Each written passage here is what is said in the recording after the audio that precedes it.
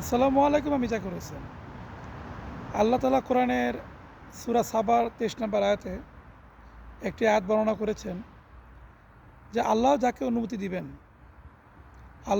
অনুমতি দিবেন সে ছাড়া তার কাছে কোনো সুপারিশ কারো উপকার করবে না। এই আয়াতের মাধ্যমে আমরা কি শিখলাম? তার মানে আপনি যদি আল্লাহর প্রিয় বান্দা হতে পারেন তাহলে আখিরাতে আল্লাহ আপনার সুপারিশের কথা শুনবে, আপনাকে অনুমতি দিবে, এবং যদি আপনাকে অনুমতি দেয় তাহলে আপনি কারো সুপারিশ করতে পারবেন তার অনুমতি ক্রমে।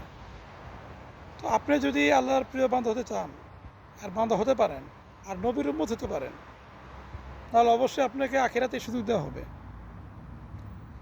কারণ নবীজি সাল্লাল্লাহু আলাইহি ওয়াসাল্লাম বলেছেন, আমার উম্মতকে ছাড়া আমি যাব না।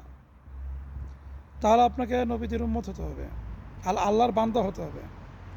আমরা আল্লাহর সৃষ্টি ঠিক আছে, কিন্তু আমরা এখন আল্লাহর বান্দা হতে পারি নাই।